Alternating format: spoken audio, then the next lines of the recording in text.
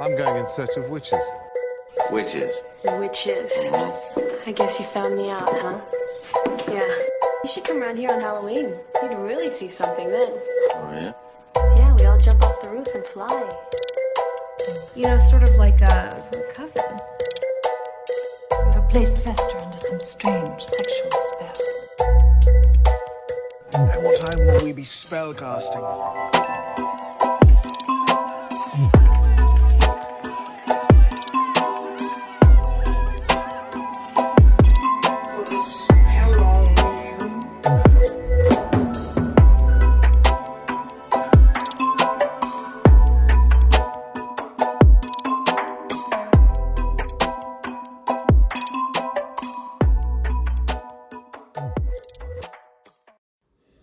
Hey there, witches, and welcome to Moonstone Witchery, the podcast where we talk about witchcraft and spirituality in a modern context.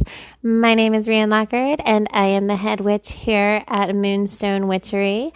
I'm actually busting out a couple episodes within 1 week here, so that's really exciting for me.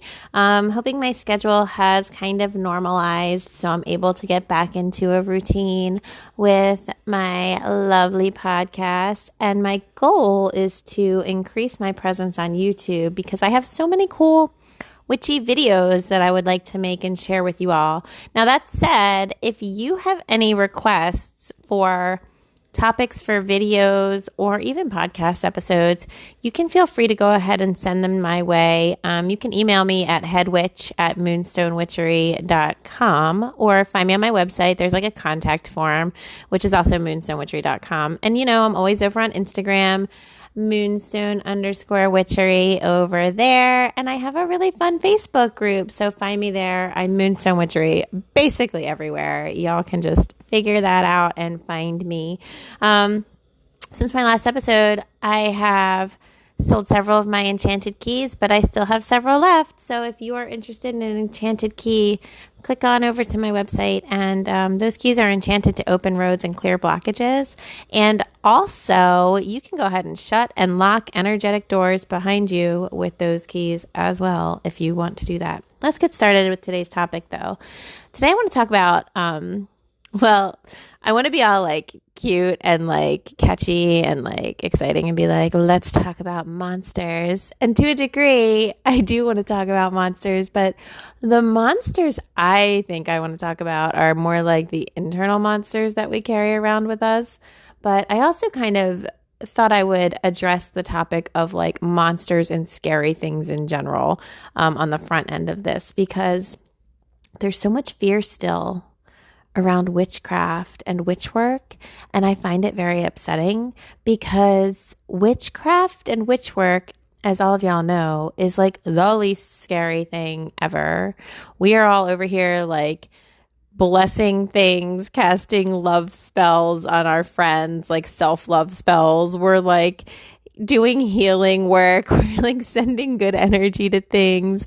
We're talking to our crystals and being like, hey, can you guys just make life nicer?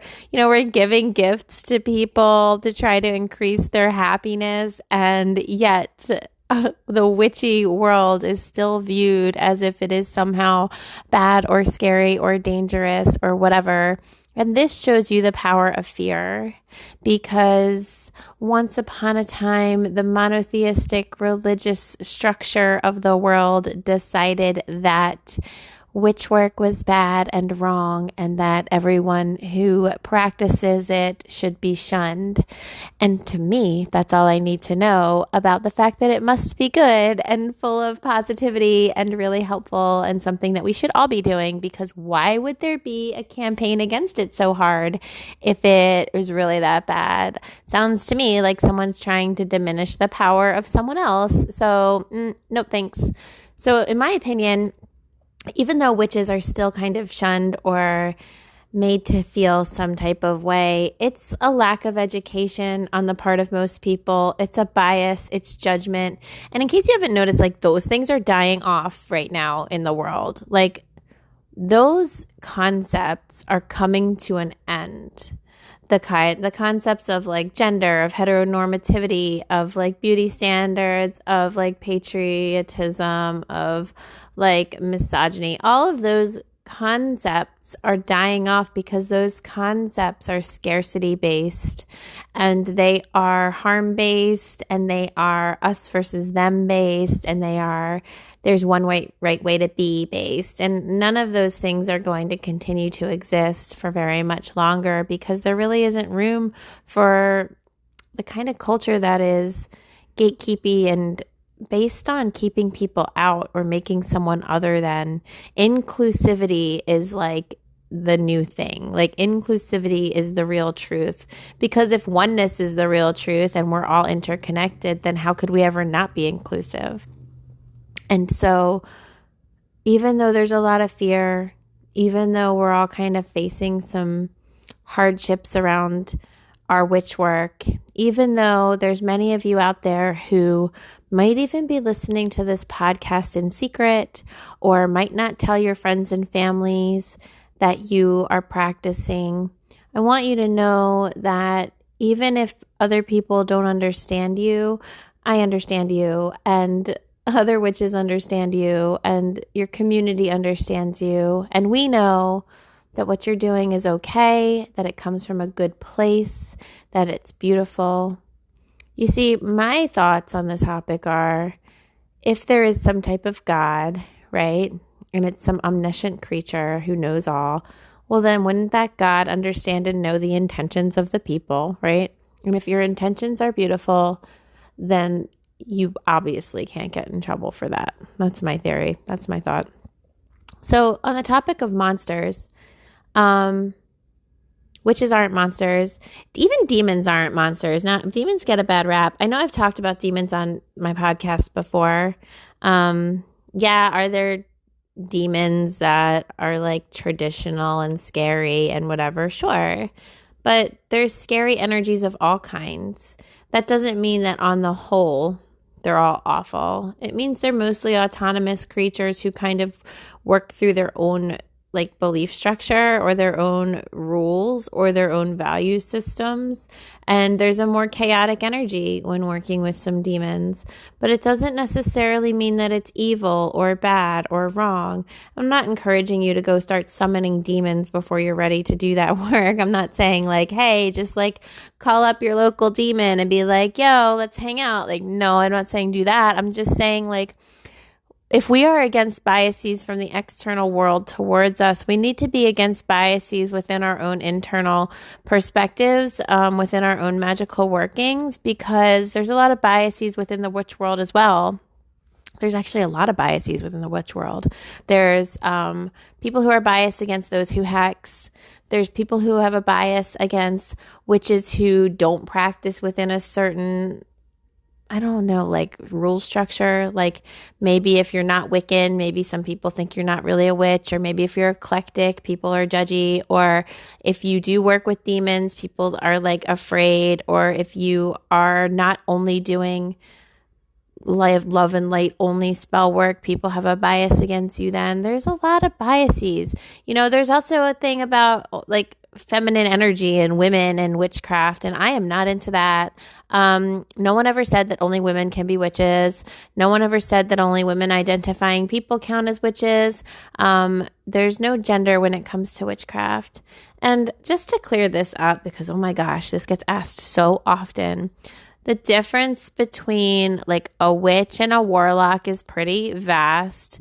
I really want to go ahead and encourage everyone to use the word witch, regardless of whether you identify as male or as gender neutral or as female. The word is witch. We don't have to say male nurse, even though for a long time people said that. We don't have to say female police officer, right? They are police officers. They are nurses. We are witches. It applies to everybody. Men can be witches. Male identifying people can be witches. Non-binary people can be witches. Everybody can be a witch. The word warlock comes from someone who has broken their word or broken their bond. It actually has a pretty negative meaning. So men out there who are drawn to witchcraft but don't want to use the word witch, guess what? Your first piece of work to do, your first place of shadow work to focus on is, what is your problem accepting the word witch? And any female identifying people or non-binary people out there who have a problem with men or male identifying people using the word witch, your first place of shadow work is to say, like, what's your problem with male identifying people using the word witch? Because, like, what is everybody's problem? The word witch doesn't have a gender. And I know there's so much like moon worship, fertility worship, menstruation aligned witch work. I'm not against any of that at all. I'm just saying that people who identify with male energy are allowed to practice witchcraft. They're welcome here, and they don't need a different word.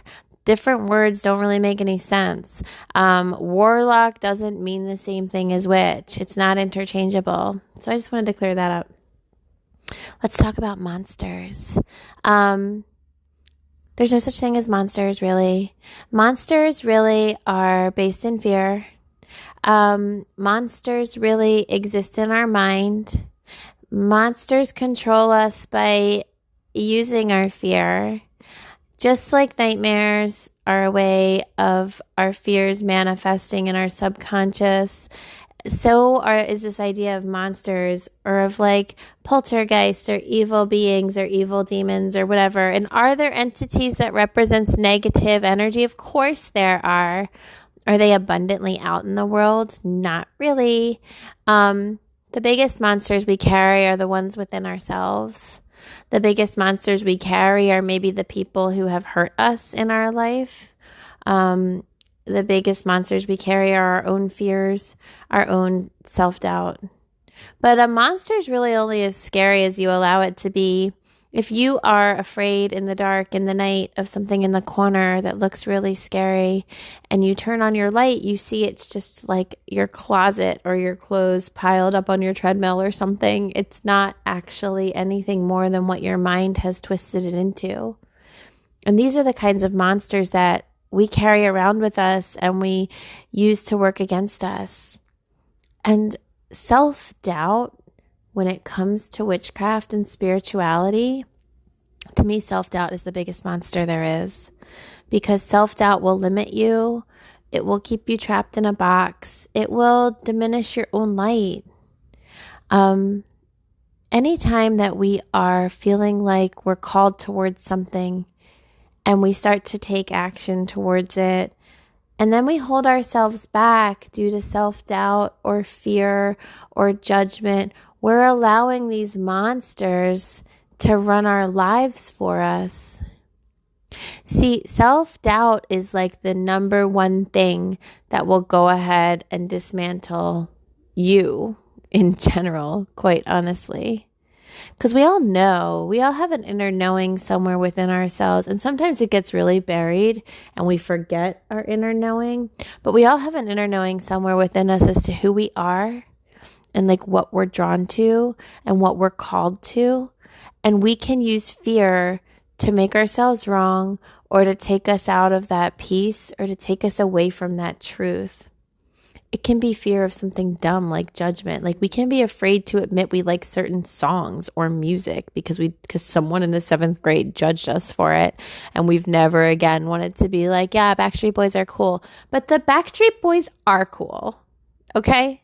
So it's like, why do we allow one kid making one sly comment that they don't even remember to rule our entire lives? And these kinds of things are everywhere in our lives. And I bring it up because when we're doing spell work, or even when we're just like walking around life, you know, life in general is spell work, to be really honest with you. When you tell someone have a good day and you mean it, you're casting a beautiful spell upon them. When you tell someone like, I love you, and you mean it, you're like casting a love spell from you to them on them. And not like one of the bad love spells that like dismantles their own free will, but you're giving them this spell of love. When you tell someone, I miss you, I'm thinking of you, or you authentically say, I'll keep you in my thoughts and prayers, and then you do. You know, that's the other part that always needs to go with like sending good energy. Are you though? Like if you're going to tell someone sending good energy, please actually take a second, like stop for a beat and send them good energy, because it does matter. But when you're doing these things, you're casting spells on these people. You're casting spells on yourself with how you speak to yourself and the way that you treat yourself and the things that you believe about yourself. And this is the power that you have. But guess what? When you start to monitor your own thoughts, especially the thoughts you have about yourself, I think you might find that even if you're the type of witch who doesn't like to do dark magic, you might be chock-a-block full of dark magic towards yourself, my love. The way we talk to ourselves is just a whole representation of the energy we're carrying around. And if we're being really dark towards ourselves, we're casting a bunch of dark spells on ourselves on the regular. And this is why self-love is important. This is why dismantling our negative self-beliefs is important. And this is why identifying the monsters that we believe in is important. So I think there are several monsters that most of us believe in. I think one of them is this monster called like the way life's supposed to be. And I wish I could have like a better word for it, right? Like I wish that I could have it like surmised in some like nice little catchphrase. I mean, maybe that monster is just called should, right?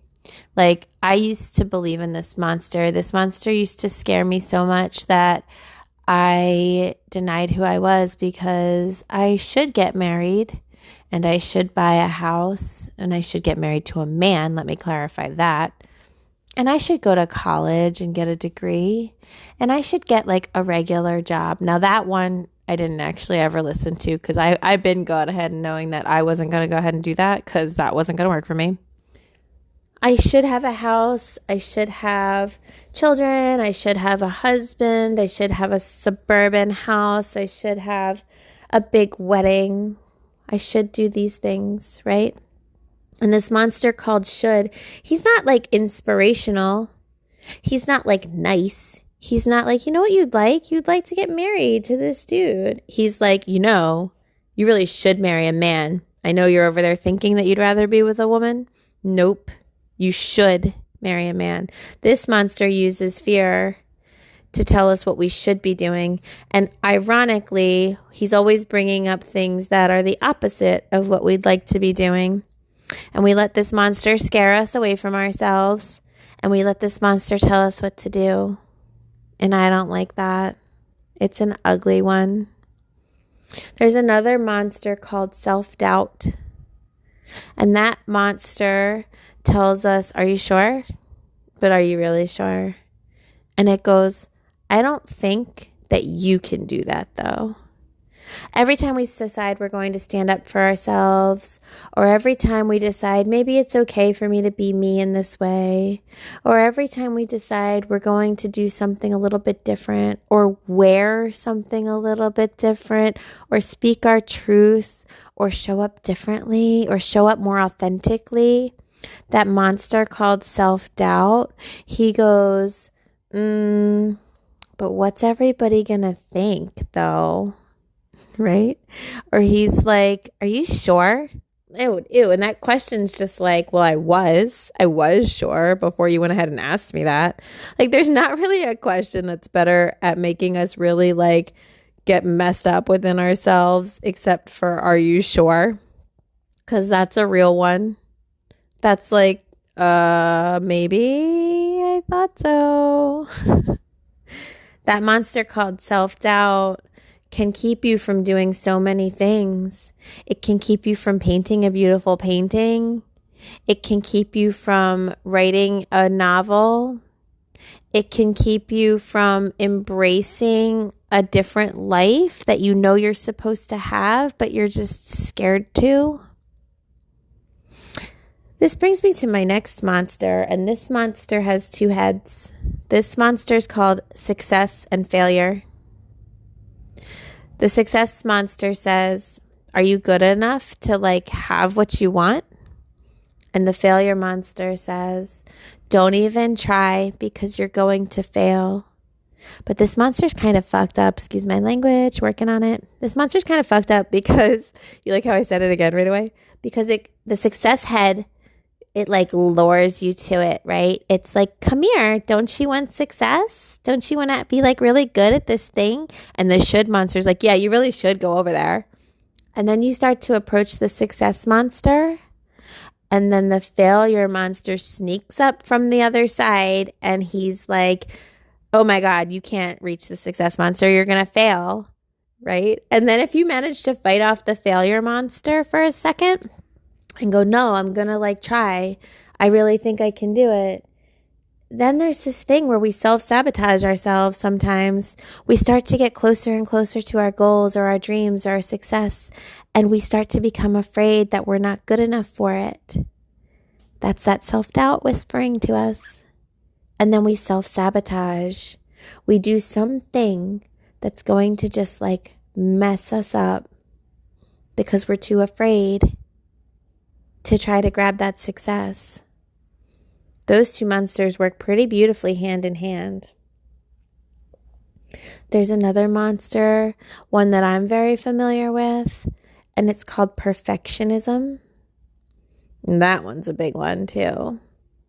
That monster is very much like always judgy, right? It's always like, yeah, I guess you did okay, but perhaps you could have done a little bit better. Or it looks at something that you've done and it goes, oh, okay. And then it like subtly tries to fix it for you, and it makes you feel like the thing you just accomplished isn't good enough. Perfectionist monster says, I don't care how far you've come, you're still not there and you're never going to get there, but you have to keep trying anyway because it tells you you can be perfect, and then it never lets you feel like you've done it. The perfectionist monster has these standards that are so high, and just as you start to reach them, it raises them up another level.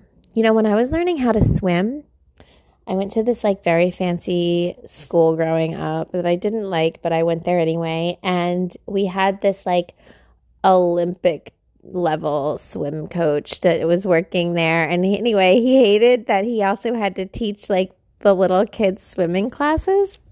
And when I was like 5 or 6, he was teaching me swimming, and he was mean. And he would do this thing where he would go, okay, swim to me.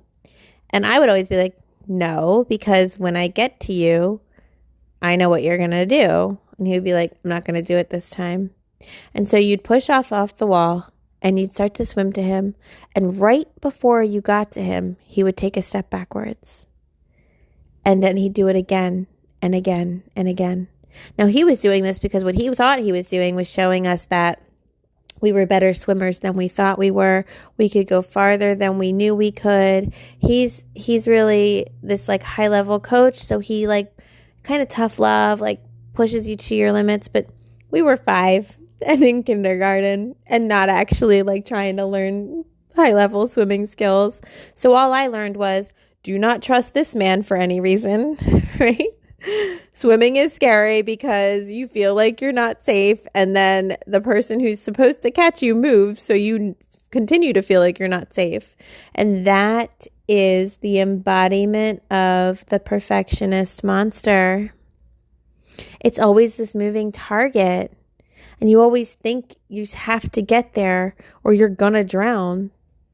And you keep trying and you keep trying and you keep failing and you keep failing, and it's painful. Because you keep thinking, I should be able to be perfect. I should be able to do this the right way. But I just can't. Why can't I? Because perfect is a moving target. Perfect is, first of all, undefined. Second of all, it's not actually a real thing. Everybody has a different version of perfect, and your own version of perfect might be highly attainable to you, but then you start comparing it to others. And that is the next one. Comparison is a whole monster unto itself. Comparison and self-doubt must be like best friends. They're like two little bestie monster friends. They like hold hands because what they're doing is like they're saying, look at how that person's doing life. They seem happy. Maybe you should do life like them. Maybe then you'll be happy. Have you ever heard that quote that says, comparison is the thief of joy? Yo, that is some real shit. Comparison is the thief of joy. Because here's what's happening when we compare. We are looking at other people's lives and we're like fabricating a bunch of stuff that goes along with it. And then we're like, how come my life's not like that? Right? Meanwhile, we have no idea what their life is actually like. We only know what they're showing us or telling us or what they're doing. And yet we believe really hard the version that we're making up in our head. And then we're saying my life should be like that. First of all, we invented it. But second of all, we don't even realize it. But second of all, like we invented it, but also like now we're like making ourselves feel bad about the way that our lives are, even though we don't even know that it's a fact that the other person's life is that way. Or we look at someone and we're like, wow, she's so pretty. I wish I was pretty like that. Yo, you are pretty. Each of us is pretty in their own way. Each of us is beautiful. Each of us has qualities that somebody else is looking at you and being like, I wish I had XYZ. But when you're comparing to others and you're coming up short, you're not giving yourself enough credit. You're undermining yourself. You're taking away your own magnificence. You're harming yourself in that way. When we compare, all we're doing is making ourselves feel smaller and less significant. All we're doing is diminishing our own successes. You know, you might have like worked really hard to get into like the living situation you're in. And then you see someone post something on social media and it's like a picture of their new house. And all of a sudden you're like, oh, I hate my house. But maybe like last year, your house was a celebration for you. Maybe last year you worked really hard to get your credit together so you could even get into that house or that apartment. Maybe like you decorated it so it feels like you. But in this moment, you can't even see what it looks like because you're comparing yourself.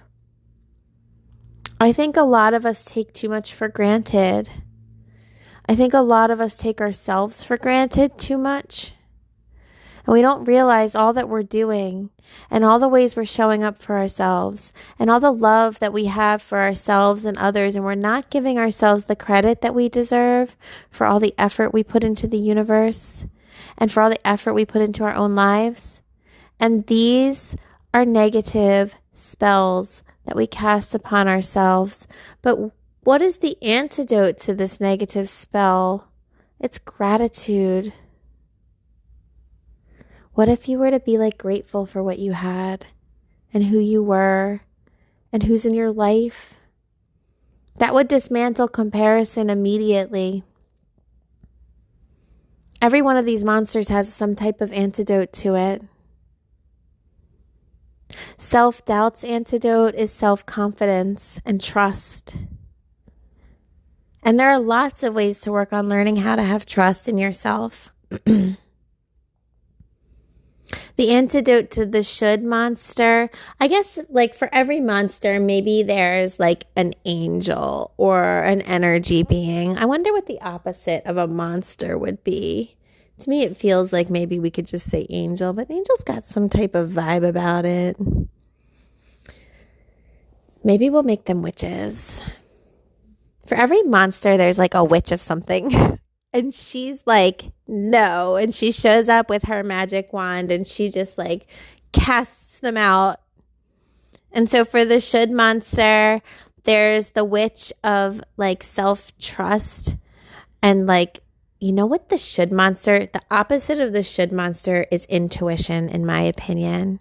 Yes. I am so feeling this answer right now. I'm like proud of myself right now.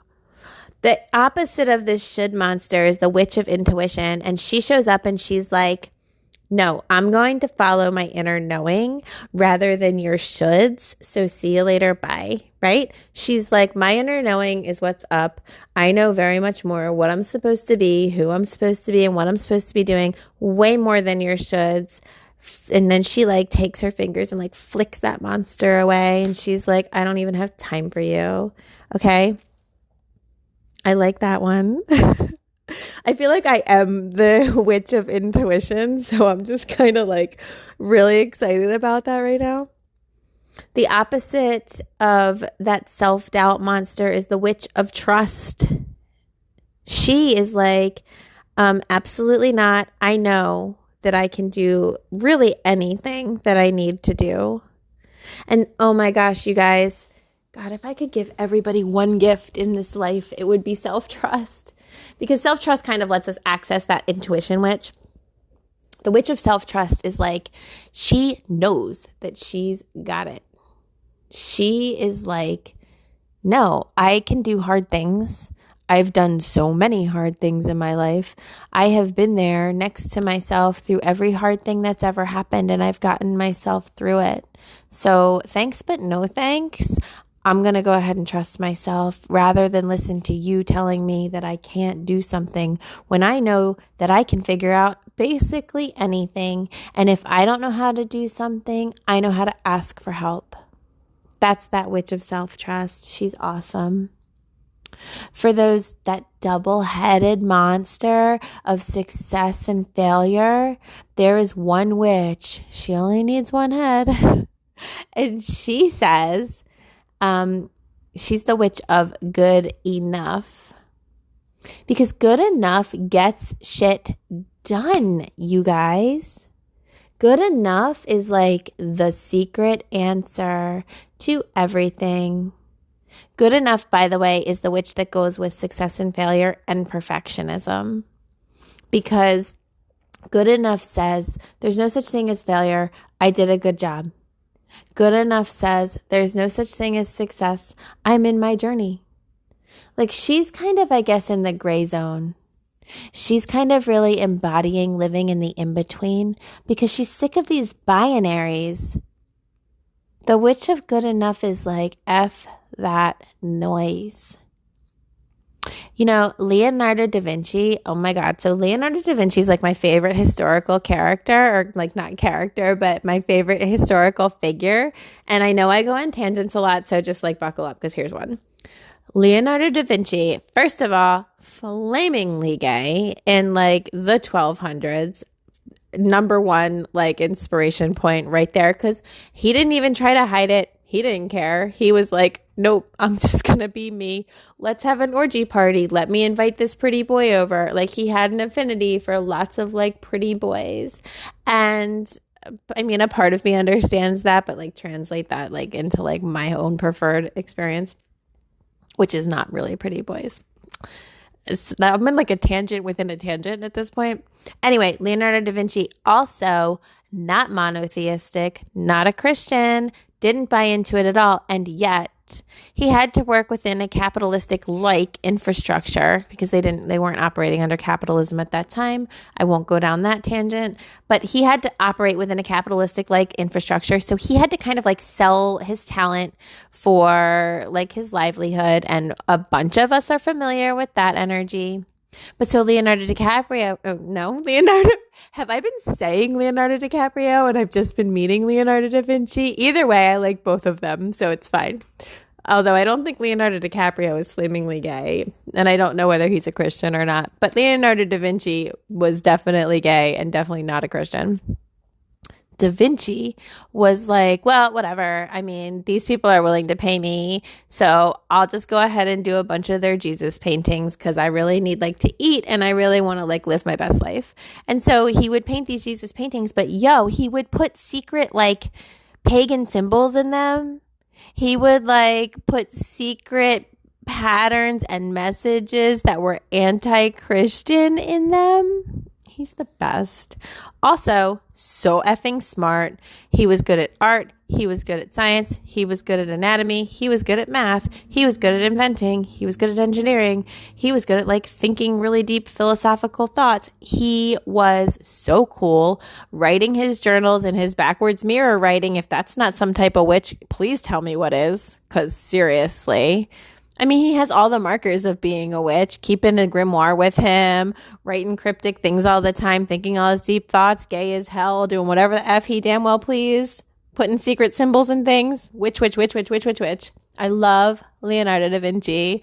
Anyway, the reason I bring him up is because he felt like he had never finished anything he ever did. Like he was very much like, ugh, I hate all my work, right? Like the way that like many artists get, where he was just very like, none of this is good. It's all trash or whatever. None of it speaks to my soul. None of it is even finished.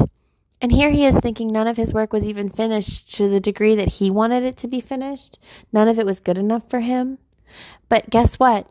He's like one of the most world famous people to have ever lived because of his art, which, by the way, wasn't even his number one most favorite thing about himself.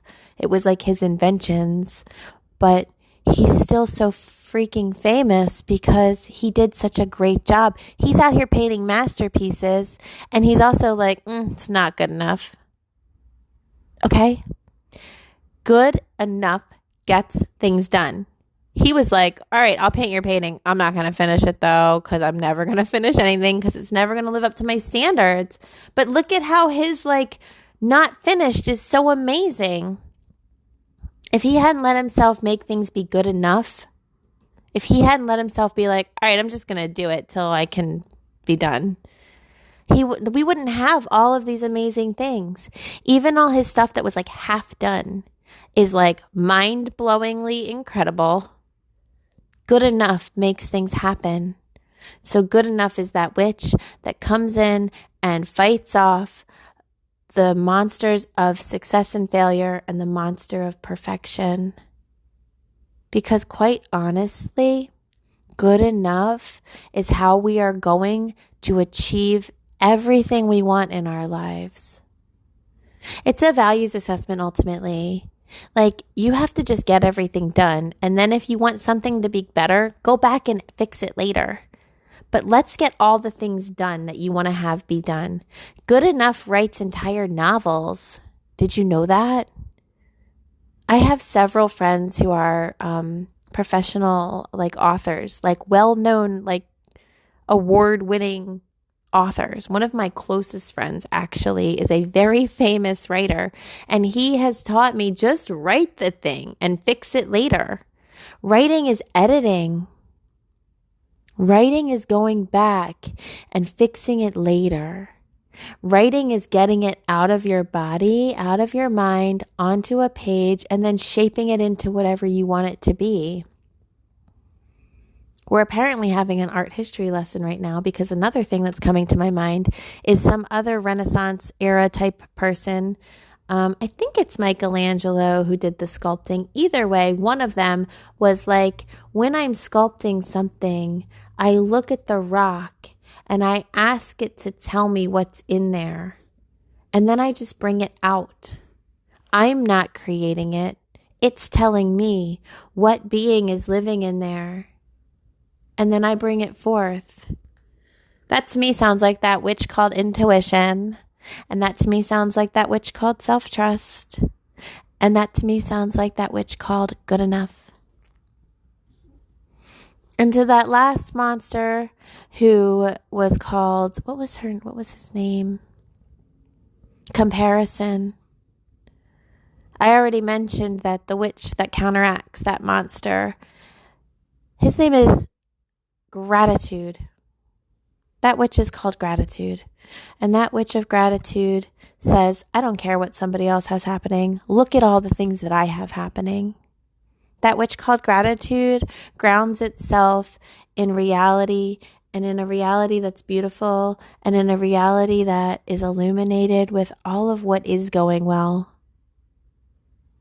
There are people in your life that are showing up for you. even if you're focused on the ones that are hurting you or the people who have fallen out. And trust me, this is a source of pain. In the past couple years, I've lost certain friendships that I thought were permanent. That makes me super sad. In the past couple years, I've had people show me in my life that they aren't at all who I thought they were. That makes me sad. And I can easily fixate on the friends I don't have, or the family I don't have, or the things that didn't happen for me, or the ways that things didn't go how they should have. Or I can look and say, but look at the people I do have. Look at who is reaching out to me today. Look at the love I am surrounded by. Look at the ways that things did go okay. And it doesn't mean that like those bad things aren't happening. It doesn't mean that I'm just pretending like they're not. I've cried my tears about it. But when I start to fixate on it, I'm just sinking deeper into this quicksand of sadness. That's not going to help anybody. There's a fine line between authentically feeling your feelings in order to release them and acknowledge them, and then just getting into that gross trash like cycle of everything's terrible and I hate my life. If you find yourself transitioning into that cycle, it's time for you to call upon the Witch of Gratitude and ask him to bless you with the perspective of everything that you do have as well. It's both. Yes, I lost those friends. And yes, I have other friends that are lovely to me. When you find your life being ruled by these monsters, I want you to say, I am experiencing fear. Fear of not being good enough. Fear of not doing a good job. Fear of not being able to handle something. Fear of not being what I should be. Fear of disappointing someone else.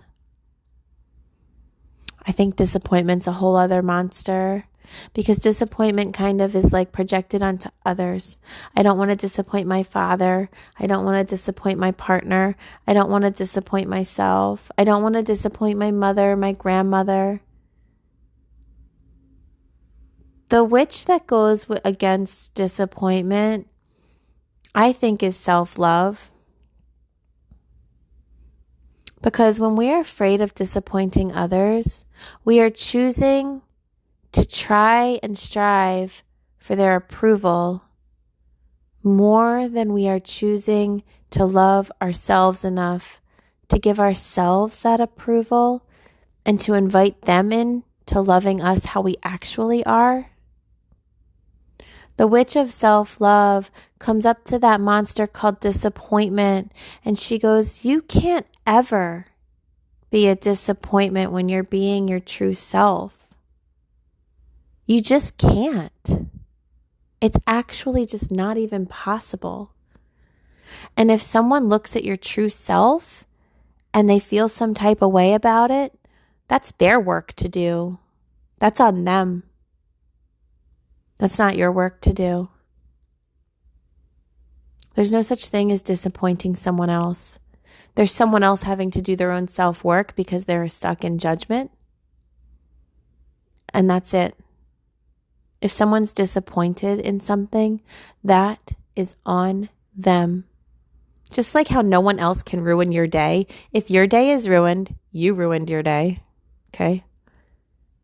If someone's disappointed in you because you're being your truest self, that's their thing to work out. And this isn't me saying like we can never do bad things, or we should never have remorse, or we should never have regret, or we should never feel bad for who we are. No, of course. Of course there's things we've done that we want to make amends for. That's fine. That's honest. I'm talking about the times when you're just harming yourself and you don't deserve it. And discernment around that is important too. Call upon the witch of self-love to help you discern the difference between you being needlessly hard on yourself versus you being authentically honest. Because sometimes if we're really hard on ourselves, we mistake honesty for an excuse to be mean to ourselves. So have that talk with yourself too. Say to yourself, yeah, I can be accountable, but also maybe I can be gentle with myself and forgiving towards myself and understand that I'm a person and I'm doing the best I can. That sounds like the Witch of Self-Love to me.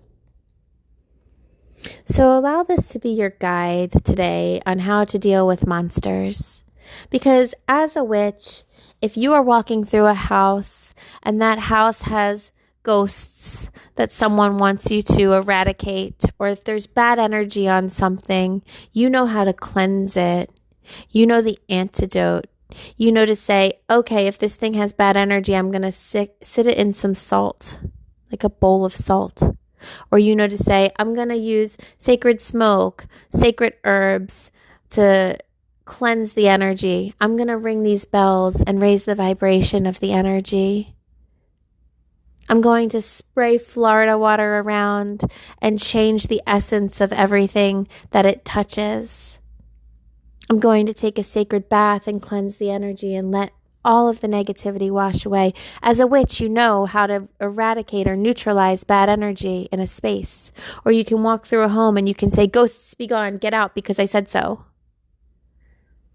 I want to invite you to walk through the rooms of your own self, of your own life, of your own heart, of your own mind, and shift that energy. Eradicate those negative thoughts, those negative beliefs. Cast those monsters out because they don't belong there. And you are the witch and you are in charge. So what you say goes.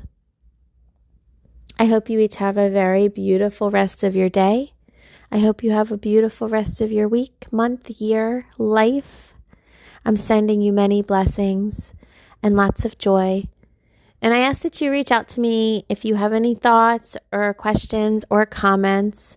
The biggest gift you can pay to me is to share my podcast or my work with others. I don't advertise, so that's the best way for me to reach new people is just through word of mouth. And I love hearing from you. So please hit me up and find me over on my website, moonstonewitchery.com, or on Instagram, moonstone_witchery, or in that Facebook group I keep mentioning, Moonstone Witchery there too. I'd love to hear from you all. Love and blessings and lots of light.